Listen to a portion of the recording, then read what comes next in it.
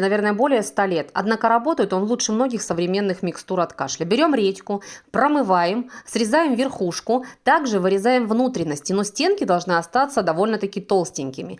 В получившуюся емкость до половины накладываем натуральный мед. Почему до половины? Потому что жидкость будет увеличиваться в объемах. И да, поставьте, пожалуйста, в глубокую тарелочку эту редьку, накройте крышечкой примерно часов на 12. Принимать по 4-6 раз в день.